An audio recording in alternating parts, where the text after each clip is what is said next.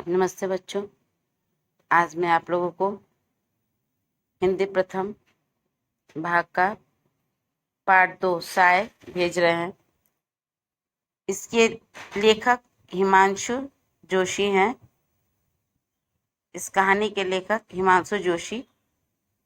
इन्होंने इस कहानी में एक बहुत ही मर्म स्पर्शी, हृदय को जो स्पर्श करने वाली, यानी हृदय को जो छूने वाली कहानी है, वैसी कहानी को उन्होंने इसमें बताया है कि एक दोस्त अपने दोस्त के वादे को किस तरह से निभाता है और उसके परिवार को किस तरह से आगे लेकर के जाता है, उसका बहुत सजीव चित्रण इसमें उन्होंने किया है। इस कहानी में एक दोस्त अपने दोस्त के परिवार को किस तरह से संभालता है और आगे लेकर के जाता है, इसका वर्णन है। नन्हे नन्हे दो मुँहे बच्चे, अकेली रूढ़ पत्नी, रूढ़ यानी कि बीमार पत्नी, दो दूध मुँहे बच्चे यानी कि बहुत छोटे बच्चे, आई थिंक 5 साल तक की उम्र के बच्चे को दूध मुँहे बच्चे बोलते हैं। नाते रिश्ते एक ऐसा कोई नहीं जो जरूरत पर काम आ सके। पति सुदूर अफ्रीका में अस्पताल में बीमार, महीनों तक कोई पत्र नहीं। हर रोज वे रंग बिरंगे टिकटों वाले पत्र की राह देखते थे, परंतु डाकिया भूल से भी इधर झांकता न था। बच्चों, पहले जब पत्र आता था तो उस पर टिकट लगा होता था। 10 पैसे से लेकर 1 रुपए तक, 5 रुपए तक, 20 रुपए तक का पत्र टिकट होता था और वह डाकखाने में जाकर के दे करके उसको खरीदा जाता था और पत्र पर उसको टिकट को चिपका करके एक जगह से दूसरी जगह भेजा जाता था। हाँ, बहुत लंबे अरसे बाद एक पत्र एक दिन मिला। बड़ा अजीब सा था वह, बड़ा करुण, बड़ा दर्द भरा। नैरोबी के किसी अस्पताल से लिखा था। रंग भेद के कारण पहले यूरोपियन लोगों के अस्पताल में जगह नहीं मिली। इस अनावश्यक विलंब के कारण रोग काबू से बाहर हो गया है। डॉक्टर ने ऑपरेशन की सलाह दी है, किंतु उसमें भी अब सार लगता नहीं, यानी कि उम्मीद नहीं लगती। चंद दिनों की मेहमानदारी है, उसके बाद तुम लोगों का क्या होगा कुछ सूझता नहीं। पास होते तो भरोसा रखना, भगवान सबका ख्याल, सबका रखवाला है। जिसने पैसा पैदा किया है वह परवरिश भी करेगा। परवरिश मतलब पालन पोषण, देखभाल करना। पत्नी पत्र पढ़ती और रोती। अबोध बच्चे रुलाई भरी आंखों से माँ का मुंह ताकते, क्योंकि उन्हें तो कुछ समझ में आ नहीं रहा था कि पत्र में लिखा क्या है, इसलिए वह केवल अपनी माँ का चेहरा देख रहे थे।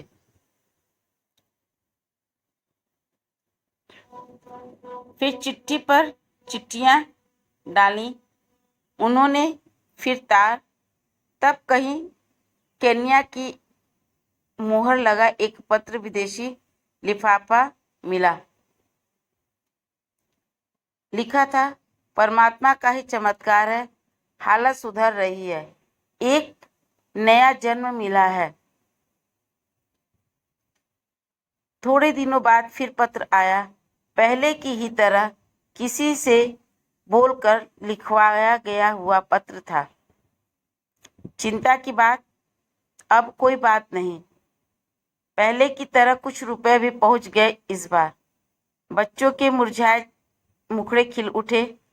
रुग्ण पत्नी का स्वास्थ्य तनिक सुधार की ओर बढ़ा।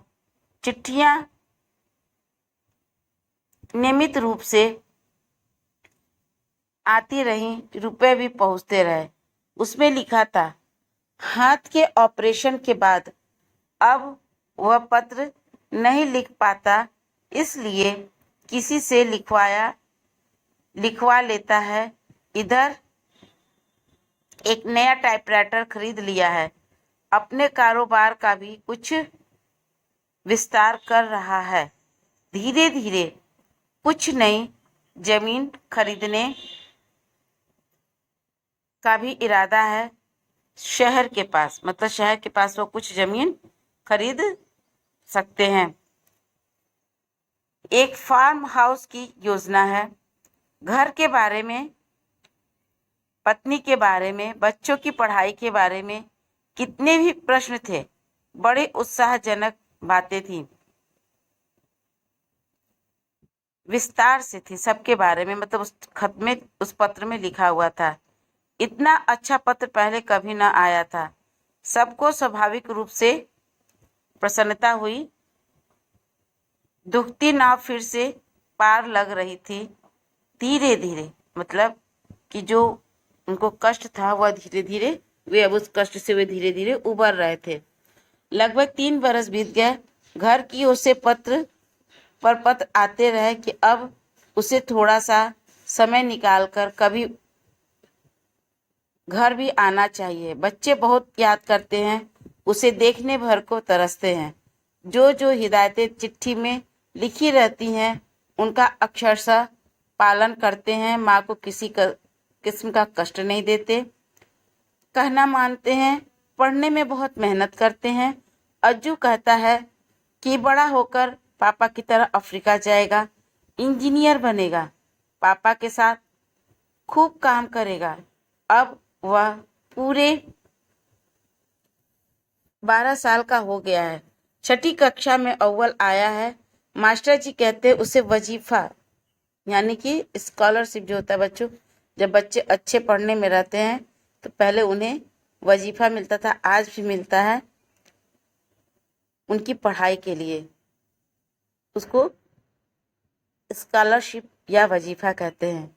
तनु अब 18 की हो गई है, पार कर रही है। इसका भी ब्याह करना है। कहीं कोई अच्छा सा लड़का अपनी जात बिरादरी का मिले तो चल सकता है।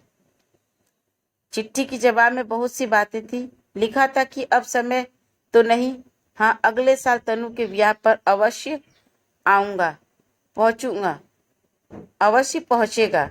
योग्य वर तो वहाँ भी मिल सकते हैं, पर विदेश में, अफ्रीका जैसे देश में लड़की को ब्याहने के पक्ष में वह नहीं है।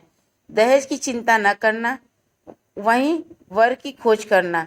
वर की तलाश में भटकने की अधिक आवश्यकता न हुई। आसानी से खाता पीता घर मिल गया। शायद इतना अच्छा घराना न मिलता, लेकिन इस भ्रम से कि कन्या का बाप अफ्रीका में सोना बटोर रहा है, अब सहज हो गए, सब सहज हो गया। मतलब शादी जो है सही तरीके से तय हो गई। शादी की तिथि निश्चित हो गई। नैरोबी से पत्र आया कि वह समय पे से पहुंच रहा है। गहने कपड़े सब बनाकर यह साथ लाएगा, लेकिन शादी के समय वह चाहकर भी नहीं पहुंच पाया। विवशताओं से भरा लंबा पत्र आया कि इस बीच जो नया कारोबार शुरू किया उसमें मजदूरों की हड़ताल चल रही है। ऐसे संकट के समय वह सभी छोड़कर कैसे आ सकता है। हाँ, गहने कपड़े और रुपए भिजवा दिए हैं। वर वधु के चित्र उसे अवश्य भेजे, वह प्रतीक्षा करेगा। खैर, ब्याह हो गया धूमधाम के साथ। विवाह के सारे चित्र भी भेज दिए गए। बच्चों, ये आपका पाठ हो गया। आप इसे अच्छी तरह से पढ़ेंगे, समझेंगे। अगर कहीं कोई दुविधा होगी तो आप मेरे पर्सनल व्हाट्सएप पर पूछ सकते हैं। बच्चों, इसका 2 मिनट का ऑडियो बनाकर मेरे पर्सनल व्हाट्सएप पे भी आप भेजेंगे। धन्यवाद।